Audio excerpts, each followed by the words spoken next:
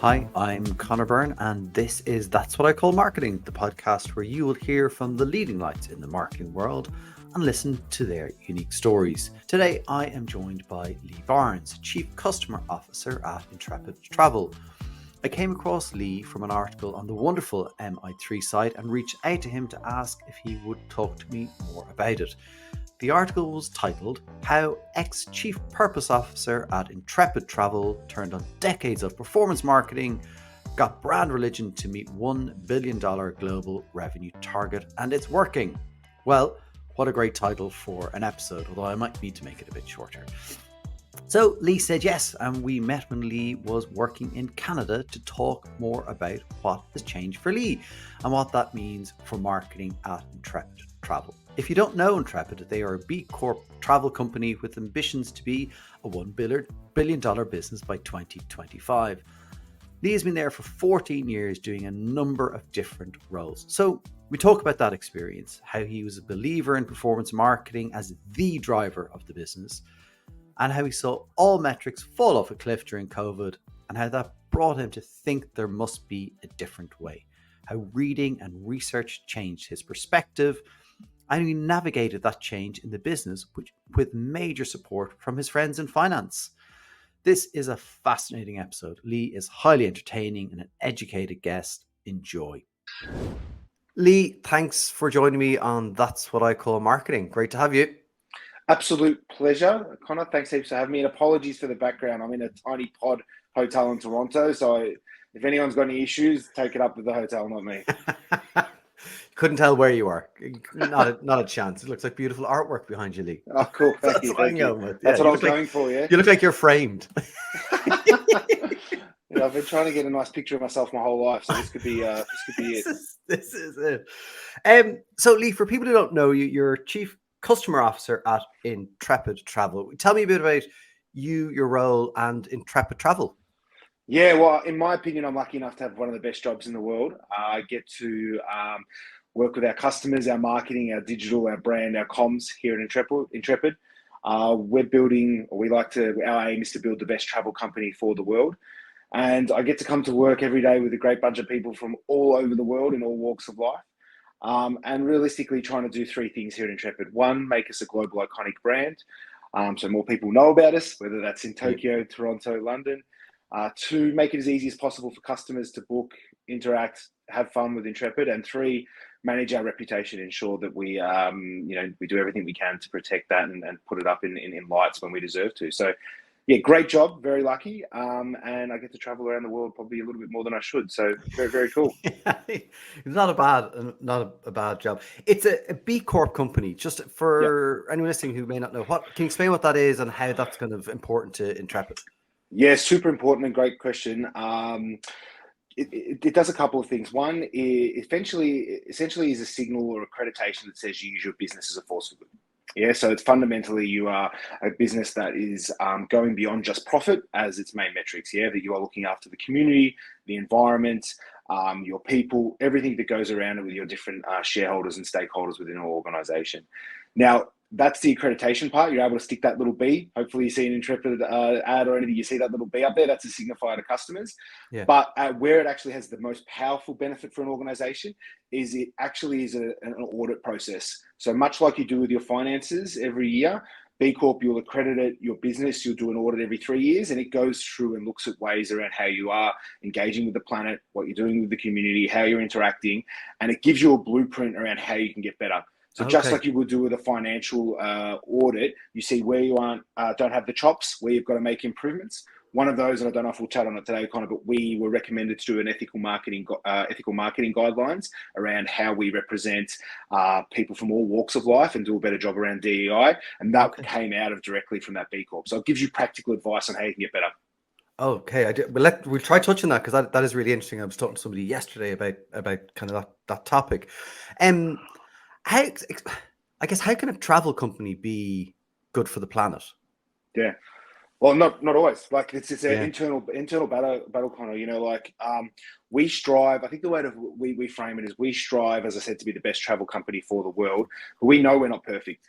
Yeah, we know that travel and flights specifically contribute a large chunk. I think it's about 8% of the world's carbon comes from the travel sector. So we know that. So Yeah. one, we actively do everything we can to reduce our impact. So we offset all of our business, investing in environmental gold standard projects. We have signed up to the UN-based Science Targets Reduction Initiative. So we reduce all our carbon, and then we advocate like crazy for positive change. So I think, one, we minimize our damage. Two, we advocate for the change we want to see. But then there's also a lot of positive stuff from tourism as well. Money goes directly into local economies. We do a lot of work with around community projects and ensuring they have self-determination. We do more than just the climate component. So yeah, we aren't perfect. We strive to minimize that impact, and we're always looking to get better. So it's probably a complicated question, but we're always trying to do our best and make improvements. But there's a lot of powerful impact from travel, getting cash into local economies, employment. So yeah, it's more than just the pure climate impact, but we're doing everything we can to reduce that. It's really interesting. One of my previous guests was a lady called Maddie Cooper, who has years of experience and has just gone out with her own agency in the area of sustainability marketing. Yeah. And one of the things she said to me was a frustration for her was oftentimes it's just a footer or a footnote on a website and, hard to find, go here to hear about, what we're trying to do better. Yeah. And one thing she said was like, it's not that companies aren't doing it, it's they don't know how to tell that story. And it seems obviously it's so central to Intrepid Travel. It obviously is very important to you to be able to tell those stories about what you're doing, to be better. Yeah. Well, I think the difference here and where companies get into a bit of trouble is where it's built in our company. It's absolutely at the core. We have a purpose department. It's part of my KPIs as a leader to deliver certain purpose initiatives. And it was fundamentally built in the company from the start. So any company where you've got these intrinsic parts of your business, you tell that story out. What happens internal becomes external. So when you're actually doing it and it's built in your company, it becomes very easy. Everything's tough, but it becomes much easier to tell that story and own it. We talk about it all the time. Where I think companies get into the issue here is it's bolted on. And where it's bolted on, you're either being disingenuous, you're just doing it for the marketing juice. And that is hard to tell because it's not built into your company. Yeah, I think that's where you start to see some of these greenwashing or purpose issues where someone's like, hey, we want to donate. We're going to get this project, invest in it, and just add it on to the company. That's where I think the storytelling becomes hard because it isn't your core business and it's not actually part of what you're doing. So I think where it's built into your company, it's part of your leadership, it's part of everyone's jobs every day, that what's internal becomes external, becomes second nature. It's where I think companies are adding it in for like marketing benefits or sales benefits as opposed to it being part of your organization where that storytelling becomes a bit disingenuous or harder.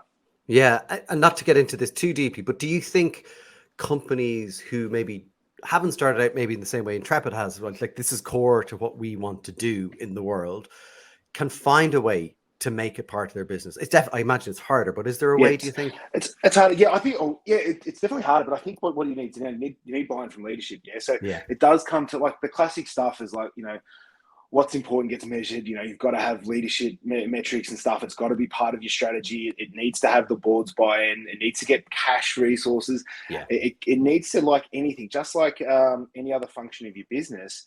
If you want to be good at marketing, you invest in marketing. If you need to have strong governance, you set up your governance systems around it. If you need to have innovation from a manufacturing, you put cash, you put metrics, you put people in those roles. So 100% companies can do it, but they're starting behind and they need to do the same amount of struggle. Whatever you're deciding as an organization that we're going to win at it, you need to put the resources, the metrics, the cash, the buy-in, just like you would any other sector.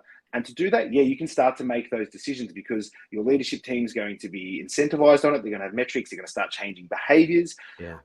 You're going to put cash into it. Cash helps drive resource, getting these things to happen. So, I think you've just got to look at it. And for too long, sustainability maybe was looked at as a hippie thing or off to the side. We'll hire someone. We'll get a sustainability manager and they'll take care of it. And they can do cupcakes on a Tuesday to talk about this. That's not going to win the game. Yeah. And it's not going to help you do it. If you set up and get someone at the C level, that ownership, you do those changes, like every other part of your business. You may not be great in year 1, but by year 10, you're moving in the right direction. Yeah. So I think it's taking it seriously like you would any other business function, cut the crap. And if you want it to be part of what you are, put your money where your mouth is. And I think that will drive, and you can make it happen, but it will take longer. Yeah, and for like Maddie had some wonderful examples of the commercial benefits of it. So like there's a lot of evidence to suggest that it's actually a really good thing. But again, it's not just goals drive behavior. Also, the money has to go with it as well. I think that's Yeah, really important. and attitude. Leaders have to want that change. They have to talk about it. They have to, so much of leadership is the stuff that's not written down. You're showing the behaviors. You're actively out championing it. You are putting resources towards it. You're tailoring what you're marketing and talking to. And it's the attitude that comes with it to say, hey, we are not only going to sell this product, but we're going to ensure this product has as minimal impact as possible, and that where it does have positive impact, we're going to amplify it, and then we're going to get out as leaders and champion for positive change. Yeah. Going back to you and your journey at Intrepid Travel, you've been there for over 9 years, am I right? And you've had a couple of different. Yeah, 14 years now. Yeah, Is it I'm 14? aging. Oh wow. Yeah. I had The no last grey year, hair. the last five flew. Yeah, well, I think I had long locks too at the start, very long hair, and not a touch of grey. So things change. Yeah, 14 years. Wow. Okay, I got that wrong. But you've had a few different roles at Yeah. Intrepid Travel. Tell me about kind of the path to becoming chief customer officer. Yeah, I've been very lucky. I started off as a search and social media coordinator. So back in the day, my chops were, I started up Twitter and Facebook pages and turned on PPC ad accounts. So that's probably showing my age now, Connor. And at the point I was, what did I get called? Things like social media Jedi or like Yeah. internet wizard, like dumb stuff like that. I don't know if you ever experienced it kind of it. You Yeah. got called every sort of weird sort of tech name. So I started off there, and then I think the big thing for me, I was very much open to luck or open to opportunity. And I moved to Toronto and became our regional director probably when I was about 30, so quite young. Had a massive opportunity which Intrepid gave me. They put a hell of a lot of faith in a guy from the western suburbs of Melbourne that may have not normally fit into a traditional leadership role, and was able to grow the business there from about a $10 million business to a $100 million business over my Wow. time there. And it was off the back of really focusing on setting the brand up, PR, partnerships, and digital. We grew that business quite rapidly.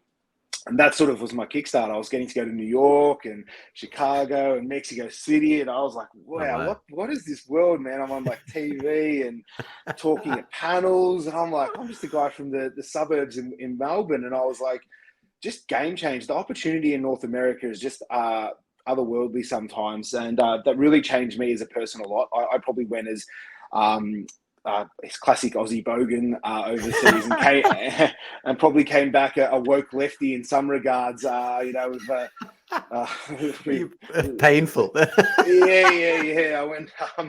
Went from a fuel guzzling, car to being like no car or a little, so completely changed my look on the world.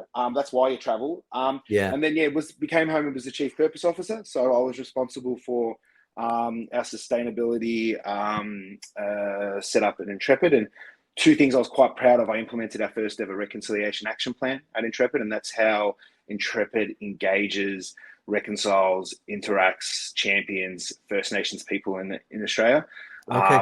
And was able to implement that. We now have over 50 First Nations experiences in our product. $500,000 went into First Nation businesses. Wow.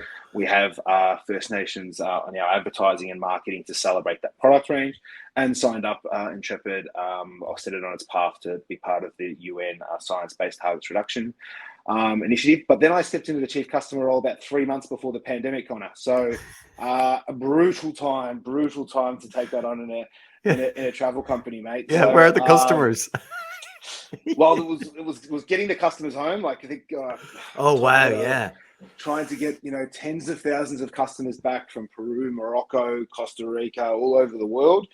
Then it was dealing with the fact that customers couldn't travel, and we had to do refunds, and that was a humbling egg on the face moment where we just couldn't get refunds, and we didn't have the people, and we had to completely change tact and put a whole team onto it and start giving refunds. I think we ended up refunding over $30 million back to our customers over that time. So yeah, that was brutal, but it also gave us a couple of punch in the face moments where we probably set course on a new Intrepid, doubled down on our purpose, decided to invest in brand, stop being just completely performance driven, get our customer care house in order, focus on making it easier for customers. And I think, that although it was hard and it gave me some of my grey hairs and some of my anxiety or pessimism over that time, it was a kick in the pants that we needed and sort of helped us correct course on some of the marketing stuff. Yeah, and I want to touch on that because I think it's a very important part of your and Intrepid story, because you've said that you're a career performance marketer. So I'd love to, sorry, correct me if that's not correct. That you said that. Performance and sales guy. I came from business development, came into the world managing PPC, digital, and all that sort of stuff. So most of my marketing chops came from that side of the world. And what kind of, I mean, obviously the experience of doing it was what led you to that belief, but obviously it stayed with you through a number of years that performance was the tool for marketing. What was it that so strongly kind of held you to that belief? So a couple of things happened. So COVID happened and our traffic dropped off a cliff. Right. Straight away. So that wasn't sustainable. So that was a real punch in the face. And I'm like, well, if this happens overnight, this can't be the way forward if we're so beholden to one particular way of thinking. I also personally reflected on my time in North America. The PR stuff really drove the business, having that brand reputation. So that self-reflection. And I read like crazy during the pandemic. I sort of threw myself into reading, like giving myself a marketing refresh over that time into, John Evans, Mark Ritson, Les Burnett, and like just went to town on reading and sort of had to get my head out of my own ass and work out what was going to be the best thing. And I think one of the main things was, what do we want the company to be known for? And why do I work here? And that was around, we want to create positive change through the joy of travel. We want to stand for something. We want people to know us. I think one of the hard things too, and one of the reflections when we weren't traveling, was sort of what I've termed was the realization that at times we can be a phantom brand. What I mean by that, It's not a product. Yeah, you don't see the car, you don't wear the t-shirt, you don't drink the drink. You go on the trip and have an experience, amazing, but we don't have any mental availability. You don't see the brand anywhere, the physical, you don't see it anywhere. So there was that reflection is when people don't travel with us, they don't know, they don't talk. People aren't having, like, there's no reminders, there's no stuff coming through. And we sort of looked at, about 25% of our business is driven by word of mouth. And I was like, the only time we're going to drive it is if someone's on a trip. And customers are only going to go on trips with us probably once every 3 years. And that's a great customer, So we were like, how the hell do we get more people talking about us? And that was like, we need to make this shift. And that's been things like more out of home. So we're clearly present. People see it. We've increased the amount of on-trip branding. So we brand up our experience more, leaders, t-shirts, signs, getting that to come through. And then continuing to do more of that PR, all that sort of storytelling. So people could see and talk about Intrepid and have this brand that became physical and wasn't just phantom, online and only on trip. So it's been that sort of wake up moment through the pandemic and trying to get people just to be able to see, touch, feel, think, remember Intrepid. Yeah, it's a very interesting thing because a lot of that evidence was there. Right? I mean, long and short of it is now 10 years old. And so going back 3+ years, I guess what was it that pulled you towards Field Benet, Ritson, all that kind of stuff? I mean, maybe time, necessity, but like, what was it that made you kind of dig deeper at that moment? Time and necessity is the main thing. And also to the brutal thing is, sales and promotions and performance can be a bit like that heroin drug. It gives you that hit. It becomes your chaser and tail. You see, hey, there's this big spike. We've got to hit this big spike again. It becomes that brutal self-fulfilling prophecy. And you are rewarded on it too. So I think it was the reality is during the pandemic, we weren't rewarded on that. We couldn't hit, wasn't no trip. So you sort of start to think about what is the function of marketing. So I think the brutal reality was I was new into the role. The pandemic gave me time and the space to think about what was actually helping the business grow. And it keeps coming back to those three things I said at the start. Fame, people knowing; 2, ease of use for customers; and 3, that reputation of our brand. So it was the time, and it was just, I think the kick in the past was I started to get you get the weekly reports, your digital reports, and traffic was just gone, like completely, gone. And you're like, the only thing keeping us up it was organic. So SEO was like the main driver. So people were still looking. But paid performance, we turned that switch off. We turned off advertising, and it was like the brand had like shrunk 50% overnight. And so that was that kick up the pants moment. So time, necessity, and just reality. Yeah, you start to think about, okay, we're a brand that wants to change the way people see the world. We think we're striving for something good, but as soon as we don't do performance advertising, half our traffic vanishes. That didn't marry up to me in the world. And so that was a catalyst to be like, okay, Leigh, you got to get your reading on here. You probably need to take some of this a bit more seriously. I had to pull my own head in, and had to get the business on side too, because I had to get coming into what last year. I think for people in travel and marketing, maybe forget that last year the pandemic was still raging, and we had to get buy-in from the business to say we're going to do brand from. What do we do? Brand in London for the first time from about March. Let's say March, April last year. And we did big brand campaigns in Toronto and Melbourne. And we sort of had to wait for the sales. Like you can imagine being in the pandemic, we haven't had sales in volume. We did revenue, but not like the 600 million that we're on track for this year. And we went out and did the brand campaigns, and it was sort of like just had to wait. And we saw positive things like more traffic in, the cities that we wanted to have, where we were advertising. We saw more businesses, like unintended consequences really came through in brand, other businesses reaching out to us. And we sort of waited, and then from November, we had our biggest sales day ever. We've had our biggest month ever. We've on track this year for our biggest year ever. Things like this month out of the USA, we're 100% up.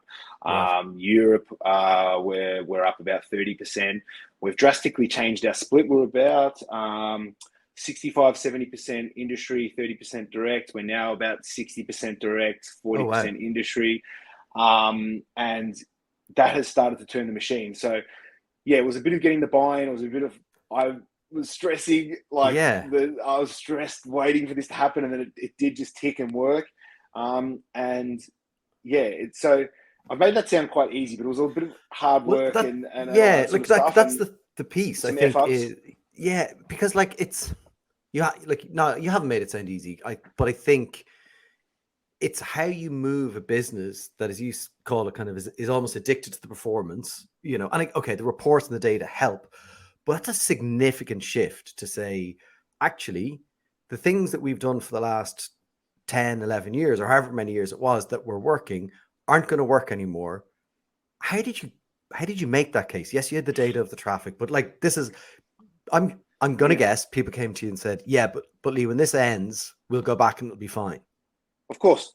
And also the other crazy thing that happens is because brand works, your sales perform better, which makes people want to do more sales, right? Because every time you hear more people know you, when you go on discount, more people purchase from you. Yeah. So there's that thing now that I'm learning to deal with as well. Look, two things were incredibly strong at the pre-pandemic. PR has always been a big part of our business. Travel has great stories. And organic SEO. So we were very strong from an SEO point of view. So that were two strengths that we had as an organization, and they were business strengths. They weren't performance. Like that's having a great website with great content. It's telling amazing stories. So when you go back and tell the business, what are our two strengths? Do you want 4 more of these strengths? Do you want to have 4 more of these things that are like absolute winners about the business? And it's not so much marketing. If we have great on-ground experience, that's the product and the team and the people and the passion. So if we say our product is branded beautifully, people engaged, they love the look of it, it fits. If we're now known for out of home, you see Intrepid every year, a couple of times a year, it's building these products that not only give you strength, but the business is proud of. I think that was the other thing too, is you had to target people's emotions. Like, do you want to be known for this? What are the things you're really proud of as a company and a leader? And you had to, and they know that, people know, that's what do you want to be proud of? I want to be known as like a marketing leader that drove the business forward, made it more profitable, grew its revenue, but people knew who the hell we were. And I think one of the things that helped, and the way I've done it, is you've got to tell stories to your leaders and your people to get them on board. And the story that I use comes back to is about me. And I got the job I moved to Toronto at the pub with friends. No one knew who the hell we were. I'm at the pub and I'm like, Barnes, where do you work? Oh, Intrepid Travel. I've got no idea who that is. Okay. All right. That's a concern. How are you going to buy us if you don't know who we are? Got back to Australia. We're much bigger, at the pub with my friends. And they're like, what the hell do you do, man? Who do you work for? What is it? And these people should know. They look Yeah. like them, and Close they don't friends. know. Yeah, and they're like, what's this company? Now they're like, they share with me. Like yesterday, we were listed as one of Time's most influential companies, and my friends are going back on Instagram, going, Barnes, this is so cool. You know, you're doing this stuff. Like that is like a pub test that sort of, and then telling that story to our leaders, like, go to the pub, go to when you have coffee, when you're with your friends. Do they know who we are? What Yeah. do they think about us? How do they know us? And that was real to those people. So that happened at a leadership level. And then I had to sort of go about protecting our people and working with our people to say, trust this is going to work. I understand that we've got these sales pressure and we need that sales pressure. That's important. It helps us grow and all that sort of stuff. But there was the duality of stories to leadership, getting them to buy in, and then protecting and working with our teams to ensure they had the space to go and make that happen. Yeah, and it's almost like a cultural shift in a way. You know, like it's transformation in a way of a company to say that's how we did it, and now we're going to do something different. You know, and so Yeah. I guess how did you bring your team along with you? Because if you were doing all the reading, you know, were you saying Yeah. to them, you guys need to read this stuff and like get to know it, or was it just kind of, you know, Oh, ta-da? yeah.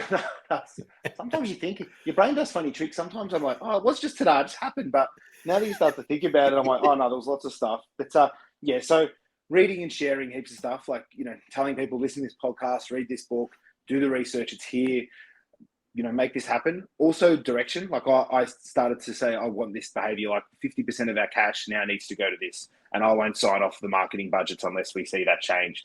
And then celebrating the wins. So, you Right. know, at our fortnightly all hands, you know, look at this amazing piece of out of home, celebrating the team that did that.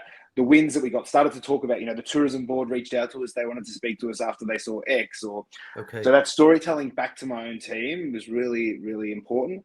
And then the results came through. That really, to be honest, I wouldn't have worked if the results didn't come, to be brutally honest. This would be a different podcast altogether. It wouldn't be me. I wouldn't be in this hotel. I'd probably be somewhere else.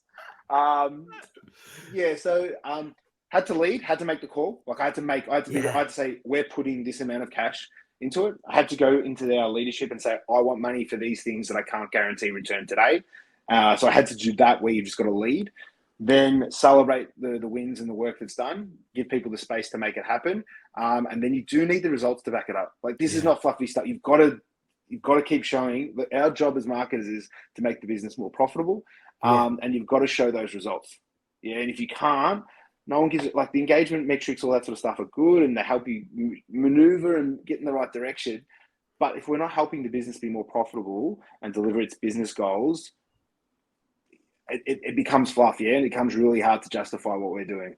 Yeah, what's interesting about that is that there are some, I guess, criticisms maybe of brand marketers that they are sometimes a bit fluffy and don't necessarily think that way. But you know, it's clear, and a lot of people I speak to in this podcast are amazingly commercially minded brand marketers who think exactly that way.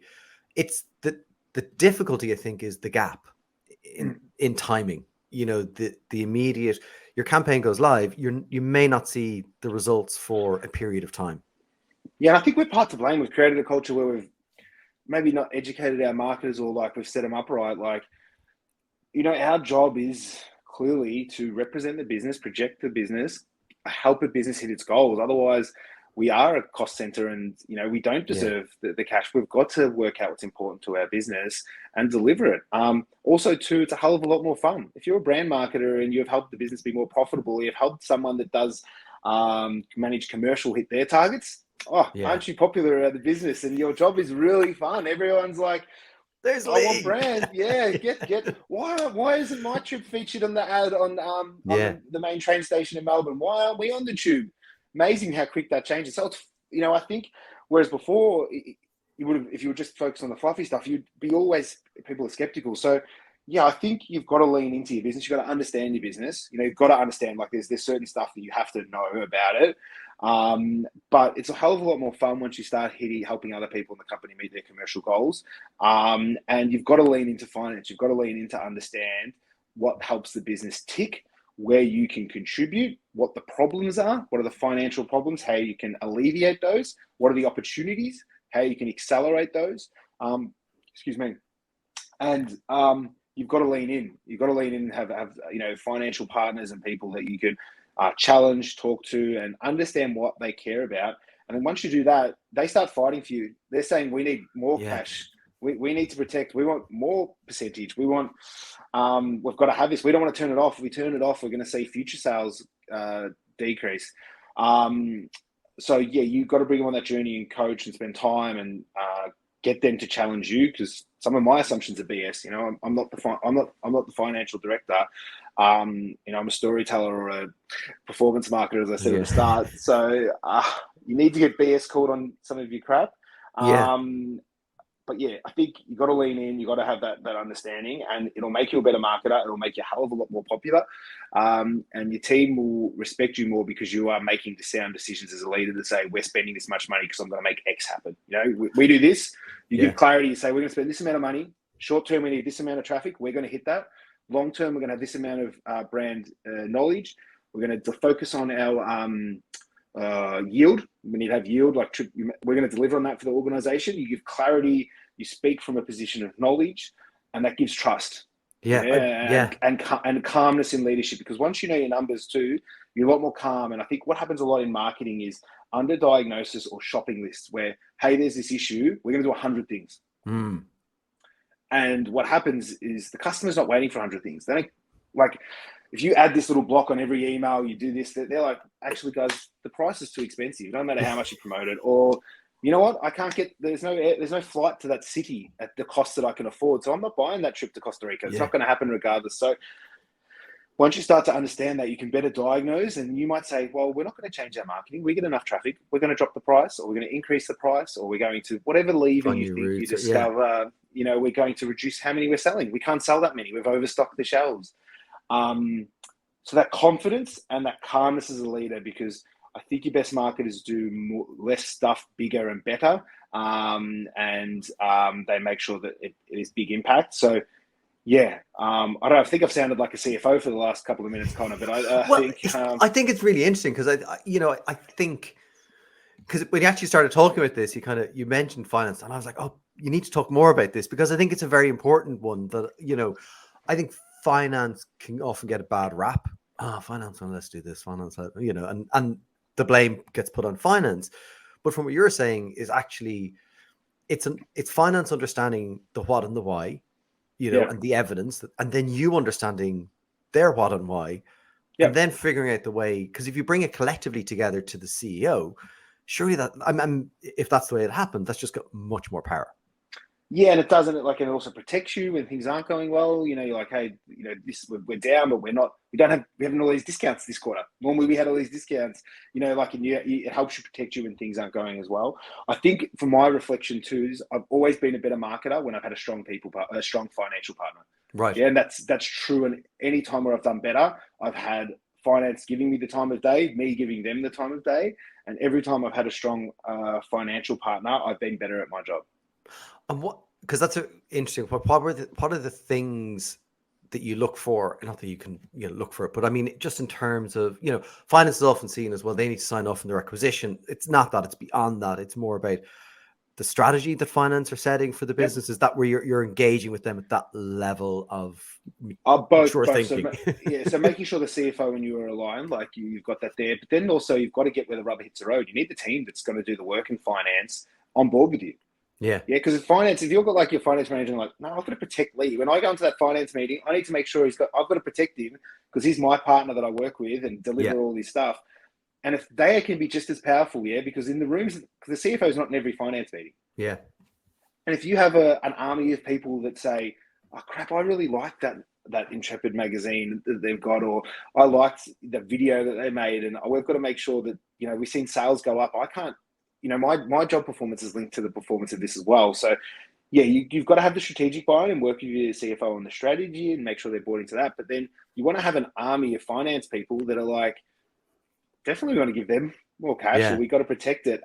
Because so many decisions happen under leadership. Think about the business, you know, you'll set the direction and the vision for the team and hire the people, but they're making thousands of decisions every week that you'll never see or know. And you've got to, if you can have them championing, fighting, helping, you start, it really changes your dynamic. And, you know, one of the cool things at the moment with that, I said the Times piece, Seeing the finance team share that on their social media, seeing them share that internally, being pumped about it, that's so Yeah, bloody the cool, pride. yeah. And Yeah, and I think also the other thing, just I think people should cut the crap on, is that there's no one that's more important at a company. You're all important, so you need to be on board with everyone that works there, and you can't just be flowing off to say, "Oh, they're boring." No, you're in the same company, you're in the same boat, and you got to get rowing in the same direction. So I think we all need to sort of can't pass that blame. They're just as important as you. Just because you're a yeah. marketer and you might live in the cooler suburb and have the tattoos and the fade like I do, doesn't make me any more important.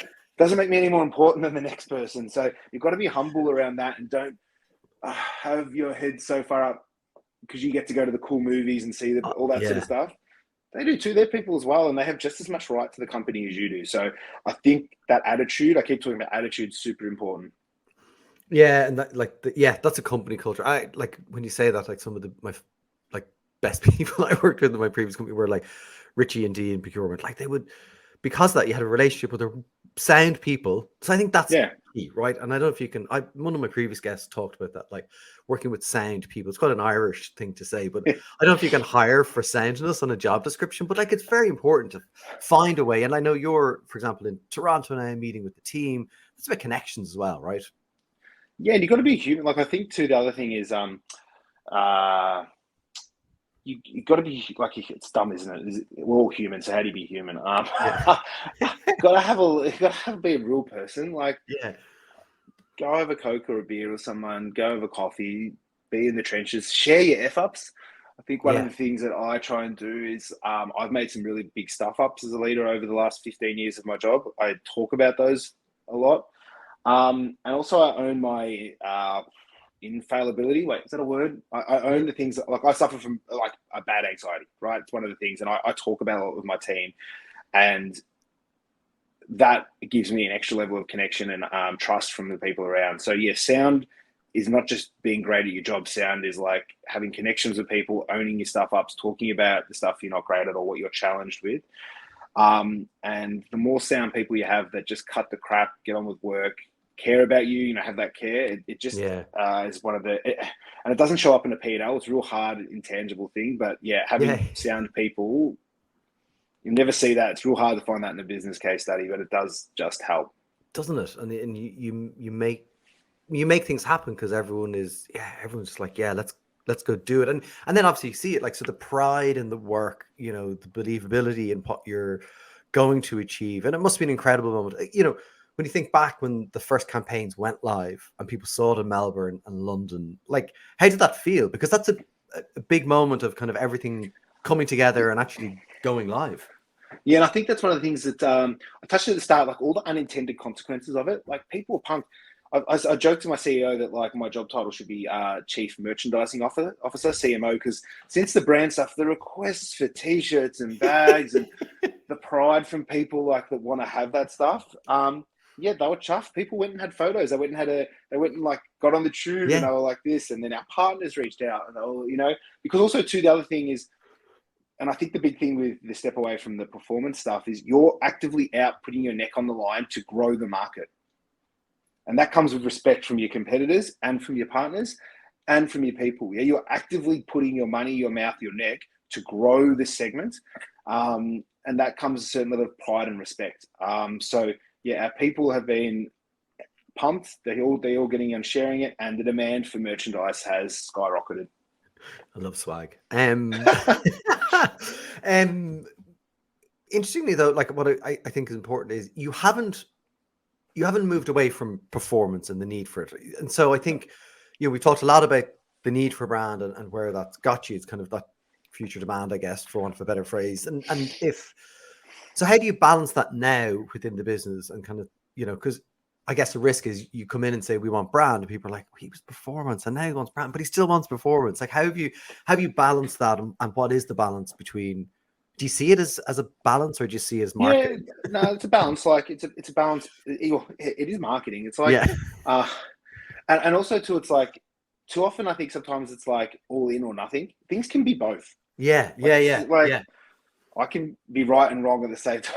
Like it's yeah, yeah. so you've got to be able to suspend this belief that both are required because I think what we've done for us to understand is we've got to be wherever the customer is going to purchase. Yeah. right? So once you've done the work to be, people know you, they like you, they have a good emotional or whatever emotion you want them to have. Could be to hate you. I don't know. I'm sure there's brands out there that might have that. When they go to shop, if you make it hard for the customer to find you, you're shooting yourself in the foot. Your competitor is going to be, well, thanks for doing that brand work. I'm going to pay for that extra chunky real estate, whether it's through a travel agent, whether it's whatever. So you've got to then rock up and be where the customer's going to go. And customers use search. Like it's how Yeah. everyone does. If I'm booking a holiday, you go to search, or I walk straight into my travel agent, or I pick up the phone, or whatever it is I do, which is different to the next person next to me. So the performance is about making sure you show up and are available where the customer is going to transact. Yeah. And that's about getting that balance right. So some months we might not be at this beautiful 50-50 split. It gets to 60 or 70 and, it's fluid over time. And some months it goes the other way. And it's about that performance is understanding that our customers are going to show up at different times and want to purchase through their medium that they want. So it would be ridiculous of us to be like, I'm not showing up there. Yeah. And you've still got to manage it and be effective, but it's more removing the channel stuff and just speaking to your customers and working within that. I think one of my Hail Mary moments, is that the right term? Yeah. During the pandemic, I started to speak to customers a lot more. So I speak to customers and have a conversation, right? And I go into it like a journalist. Yeah, I want to speak to them, and I don't really have a script. I have like 10 things, conversation starters, and I want to understand how they remembered us, how they transacted. And one of the big moments for me was how they use social media. Oh, right. Now, the big 9 out of 10 customers use social media to verify that you're real. So every customer I speak to, 9 out of 10 say, I don't really engage with your content, but I always go and check when I went to purchase, you had a blue tick and you had 300,000 followers. So that said that you were real. Wow. And you told customer stories. They've never engaged. They said, I don't follow you on social. I've never liked any of your content. I would never see that in any attribution chart anywhere. Yeah. But that showed up and I was like, and then they said, they scroll through and see, you answer customer complaints on your social media. That means if something goes wrong, I can get an answer. You tell customer stories, so customers must want to be associated with your brand. And the trips look cool. And you had the blue tick. So I was like, yeah, I feel confident enough. I go to Trustpilot, I'll do a couple other things. So yeah, and that's just from speaking to customers, and that changed. So then we delved into our advertising. Like, well, then from a social point of view, do we need to spend this much on the advertising component? We can probably put that into another part of that performance mix. What we want to do here is show trust by having enough followers, trust by showing we answer customer complaints transparently and do that, and ensure we're telling more customer stories on this channel so that they straight away can see, customers are cool with that. They had a good experience in Turkey. I'm good. And we may never see them. And we've really changed our social media. If you went to look at pre-pandemic to today, it looks like a completely different brand setup because we understood better what and how they use that platform. So it's not saying you don't use it. It's saying understand, speak to your customers, and you've got to show up where your customers look to buy. Yeah. Otherwise, you're making it real hard on yourself. How often are you speaking to customers and how do you do it? Yeah, so I would speak to customers every month. Pandemic probably a little bit more. When I had some more time, I was like speaking all the time.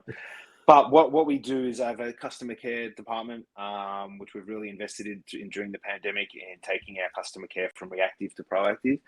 One of those proactive measures is I get a list of random from detractors and promoters. And then I just send an email from my email address saying, hey, Leigh Barnes from Intrepid, love to have a chat. They can be good customers that loved us, customers that don't really care, which is quite interesting to speak to those, and customers that didn't enjoy the experience.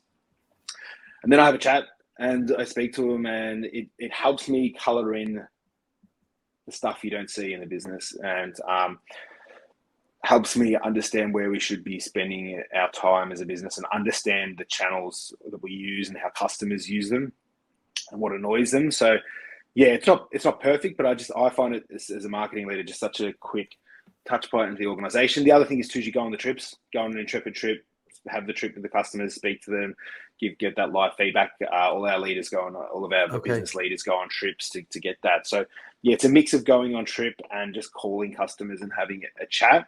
And they'll tell you straight up, and they'll just tell you their unique experience and how they went about it. And everyone does it differently. And yeah, you'll just get some absolute nuggets Oh yeah. of information. And the stuff they say, like, what's one of the quotes one of our customers said? So our leaders have red jackets with the Intrepid logo, and they said, "I'll follow that red jacket anywhere." And I was like, "Holy, that's awesome! Yeah. Like that's like like marketing gold!" Like, um, Oh yeah. So yeah. there's just those sort of things where, and they just cut through the BS. They're like, this part of the journey was crap. I couldn't work it out. I couldn't get, okay, cool. So we've got to make it easier for customers to get in touch with us here. And also, too, one of the things from that was like one of the reasons convert. This is an interesting one too. The performance marketer would never see is conversion drop off because a lack of trust in the brand, because they didn't know us and because we weren't out and about marketing. When they came to the website, they didn't inherently trust us because they hadn't Okay. seen us in the wild. And so Yeah. as you start to do more brand, you see that trust and that conversion pick up because, oh yeah, I know these guys. If they can afford a billboard or they can do the radio ad or they can do Yeah. that, yeah, they've got to be a sound business. And that started to improve in markets where we do brand, our conversion outperforms That's cities interesting, that isn't it? we don't. And you would never see that. If I was purely e-commerce, like under the hood, yeah, and I was like, Yeah. I'd be like, it's a traffic problem or it's a site problem. You're probably not going to solve it through those two levers, yeah? So that's been another accidental or Yeah. But that you have wasn't one of the things. these like almost natural A/B testing scenarios where you've got like cities where you're doing it, cities where you're not doing the advertising or the brand work as Yeah. strongly, and you can kind of see that. Just an interesting thought on customers. Do you get to speak to customers who don't travel with you and understand that? I always find that fascinating. The ones that Yeah, don't. well, I think I maybe do that at the pub. Kind of, that's where I've done that part of it, or at the cafe. But yeah, look, it's something that we've started to do. We are now doing that more. Yeah, we've started. We identified that was probably something we weren't doing outside of our social lives, and we've started to do that more through surveying brand health tools, which we never did. We've only just brought on a brand health tool, Qualtrics, in the last Okay. 6 to 9 months, and we're surveying people that aren't our customers and starting to get that insight. So yeah, we're early on, but it's something that we're trying to do more and get a better grip on. So well, beyond the fact too, the absolute nugget for me from talking about our customers was the fact they didn't know us. Yeah, and that for Yeah. me is Yeah. probably the number one. You get so caught up in all the attribution and numbers, but for me that was still probably the number one kicker. Yeah. Speaking of kind of the measuring, what are the key things you look at measuring? Yeah, so for me, there's a couple of key ones, and I sort of touched on them before. One for me is our number one indicator for success is trip page sessions. So pretty rudimentary shopping, like you try and have footfall in a retail store. Like if we Yeah. get people to this trip page, that means we'll have sales in 3 to 6 months. I'm pretty confident that Wow. comes through. So I'm brutal around making sure we hit that from a short-term commercial point of view. Two, we use awareness, like a brand awareness metric to say, yes, enough people know Intrepid and we're moving in the right direction. And that is to say we're going to have revenue in 6, 12, 18 months, that long term. The other big one for us is the commercial metric around what we call trip fill. So like we're selling enough of the products that we want and getting enough bums on seats. Yeah, so that's brutal for us. That's our profitability. Understanding for me to know like these trips have good margin, these trips need X amount of people. So really focus on ensuring we can hit what we call trip fill. What would the airlines call it? I've gone blank there. Making sure the plane's full effectively. Yeah. I used to work in hotels, and we used to be told like, if a room doesn't sell tonight, like that revenue can never be got back again. Correct. Exactly. So that brutality. Yeah. Then purpose goal. So we want to deliver raise $2 million through the Intrepid Foundation to go into communities. So really focus the team around hitting that number.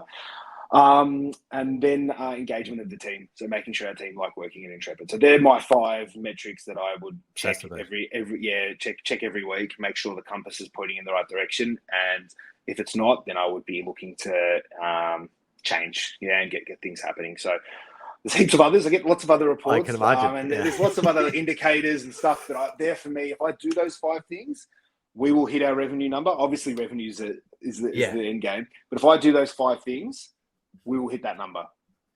Yeah, and that's delivered to the business. So that's what keeps me awake at night.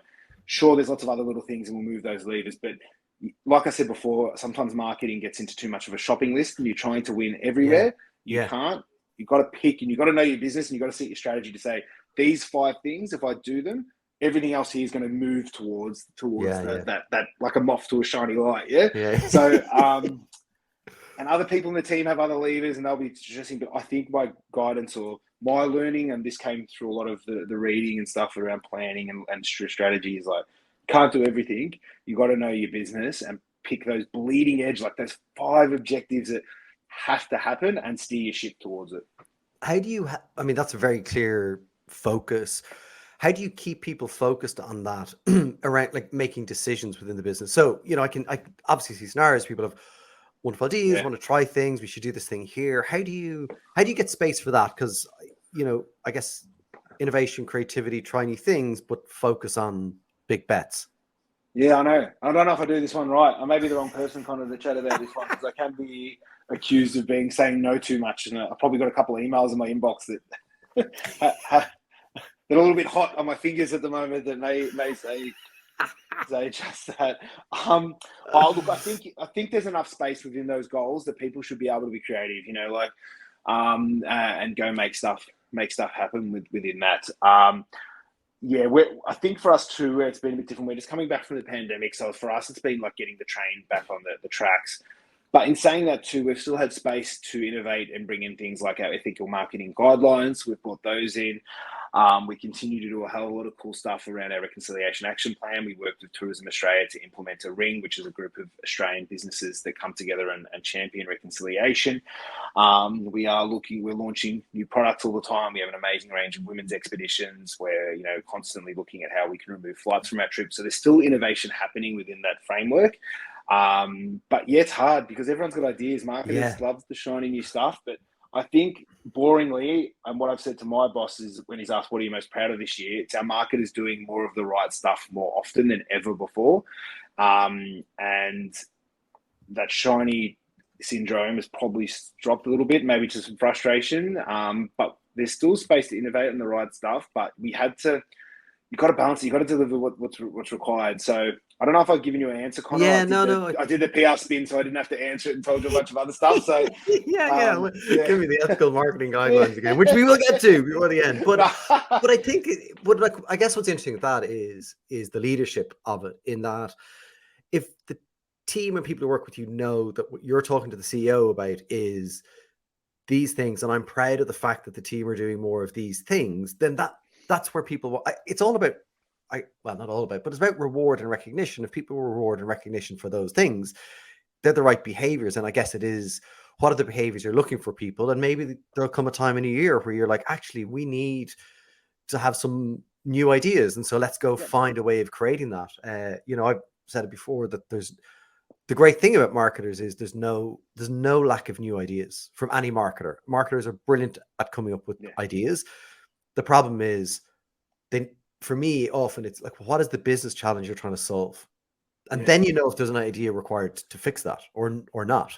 Yeah, and I think for me personally, in our situation in Intrepid coming back out of the pandemic, I think in the future I've got to find a way to be a little bit more silly and fun and maybe not take some of it so seriously, because so much of it, to be honest, like as a leader, has been getting the business back after COVID. And it has maybe, I don't know, some of that. So I probably, reflection from me from this call is probably how do I get some of my weirdness back and have some of the team find that space to do that stuff, because lots of marketing wins have come from those silly fun things, but you've got to make sure it aligns against those 5 goals and delivers. So you've given me one thing to take away, Connor, that I need to get my weirdness and relax a bit, I think, on a few things. It's and look, I've had before where you've kind of had a small budget to try those things. It has to be big enough to be able to measure it, but like a small budget and kind of go and figure out some of those things. And but again, the key thing for me for those moments is, what decision would we make as a result of doing this thing? So if we do something fun and crazy and innovative and if it works, what would we do? Would we scale this to every market? And often we've stopped and we didn't do things because we weren't able to answer that question. So it's the balance, isn't it? It's kind of like, yes, have that, but like we need to know that there's a point to it. It's not and also to probably a bit more comfortability in like things failing and being okay that out of these 10 swings, only one's going to be a hit, but it needs to be big enough to pay off for the others. So Yeah. Yeah, and I think it's probably more an attitude thing for us as we bounce out of the pandemic and getting some of that vibe back. But yeah, you probably want to look at it to have some safeguards to say, hey, if we're going to do this wacky thing, how is it going to win for us? Yeah, yeah. And it sounds crazy to have like wacky ideas, but like a framework around For them, the like wackiness. this hypothesis framework. So I do want to talk about your ethical marketing guidelines. Did I get that Yeah. right? Yeah, Yeah, yeah, definitely. yeah. Yeah. Yeah. And so tell me a bit more about that and why it's, obviously it's Yeah. very important, but how it's kind of coming to life for Intrepid. Yeah, there's two reasons, well, probably three reasons why it's really important is one, our customers are a broad, diverse set of people, and we weren't doing a good enough job in representing that. Yeah, and in travel, there's so much content from the image to the words to social to all of this stuff, and we weren't representing our customers to show them a future where they could travel and go see the world. So fundamentally, one, as a company wants to be a force for good, that just has to get sorted. Two, B Corp framework, it said basically that. Yeah, and we needed to have a way to report, measure, and say you were doing it. Because we're like, oh, we're diverse. And they're like, well, how the hell, where's your documentation? Where, if you were in Right. finance or in any other part of the business to say, I'm doing this governance thing, you'd have a governance document. Yeah, so there was like, yeah, it's great that you talk the chops, but are you actually delivering it and how you keep yourself accountable? And third, it's that transparency. So it gives transparency to our customers, our partners, that when we don't get something right, we own it and talk about it. So the guidelines are effectively a way for us to set measurable targets and commit funds to increasing the amount of First Nations people that we represent in our advertising, marketing content. Ensure that we are doing certain things around data, that we are representing people of differing abilities, that we're highlighting Black travellers. So there's a whole framework Right. there that we have to say, hey, we're spending this amount of cash, we're going to have this amount of stories told from this perspective, LGBTQI+, etc. Then what we do each 6 months is that I will do a come to peace, like come to grace, to say, we're on track here, we've done a good job. But these other pieces, we did not get enough First Nations creators on our social media channels to show Right. those Yeah. experiences. We're going to change that, and I've put this in place. Or we misreported this number at the time, and it is not correct now as we've reflected on it and improved. Here is us stating that. So one, it's seen substantial change. Again, if you went to our social media channels and our advertising, you'd see the people we represented different in age, ability, and we're representing different LGBTQI plus communities. It also becomes something that we use as a North Star when we do have things come up where there's feedback where people may not be liking what we're doing, and we can say, no, we've committed to this, and here's the proof in our policy. So it gives you that strength of having a policy, which is quite powerful. And I think what we've seen in some of the gender diversity marketing issues that have been happening is that there isn't a policy or a place where you've put your chops on the table to say this is the framework we're working to. So yeah, it's seen create big change. So if you look through our marketing, you would be able to notice, see, read, feel, touch that. And yeah, the transparency stuff, I think it's, for me, it's probably the biggest thing as a purpose leader at Intrepid is owning and communicating and being transparent. We launch an integrated report each year. We're a private company, we don't have to, and that's a full open look at our books from a financial perspective and a look at our business beyond the finances, sustainability, the marketing, and highlighting what we've got right and what we've got wrong. So these guidelines are just another extension of that we're transparent. And if we don't get something right, we're held accountable to it. We also have an email address called accountability at Intrepid Travel, where people can reach out and say, you haven't done this, or have you thought about this, or you need to change this. We don't always get that right, but we have that facility where I can have a conversation, or someone else in the team, depending on what it's about, can follow up and do that. So that's been quite powerful. And then what we did when we developed those ethical marketing guidelines, we had consultants, we paid them, they came on and they keep us in check as well and say, you guys need to step up here, you need to do this better. I think the main one, which I stuffed up and didn't get right, and which is just crap for me because I'm also the sponsor of our Reconciliation Action Plan. We weren't showcasing enough First Nations creators on our social media channels. We communicated it, we owned it, and now we've put in place a plan to start having change that. We've brought on people. So yeah, that's it. It should make us a better company. It should represent the travelers, people from all walks of life travel. And we need to do a better job of telling their stories and owning that. And this transparency has really helped us both with our partners and our customers. And also just for me too, it's like a way to have governance from the outside world that keeps me in check. So it's quite powerful in that regards as well. Like, holy shit, we've got to make sure, like it has that regulation and heartbeat of something else that keeps you in line. And I'll be constantly through the year with our comms director, Hey, we need to include this. We haven't done this right, and then we'll be capturing all of that. And I will probably, what are we at now? Probably in the next month or so, doing another snapshot of where we sit this year. And I wouldn't have been doing that. Do you know what I mean? I wouldn't have been capturing those things if I didn't have that external policy document out there, guidelines. You just probably sit in my inbox and I'm like, oh, that'd be nice if I fix that. So it gives you that thing to keep you in check. Because the day-to-day would, keep you, there's plenty to do, right? And so that moment to kind of actually say, this is important. It goes back to almost where we started, like that from the top level of importance and being able to invest. And the other thing I think it's done too is brought a level of calmness. Like, because we have it in place, I'll be like, okay, we've noticed this. What I'll do is in 6 months' time or 2 months' time, when we do that snapshot, I'll include it in that and own it. And that gives me a platform that's in place. Obviously, if it's bad enough and I need to move quickly and we can, talk it, I can write something else and do it.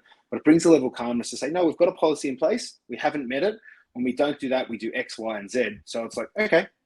When you've got that in place, it just calms stuff down too. So that's been like another happy accident that I probably wasn't prepared for. I didn't understand when we were bringing it together. Yeah, reduces the fire drills, as someone used to call it. My last question, because we're at time, is, an amazing story, amazing, I guess, as you've kind of said, moving from such a strong performance business into kind of more of the balance. For maybe companies or marketers who are trying to get there, but may have, Intrepid's big revenue, right? Compared to some other companies. Yeah.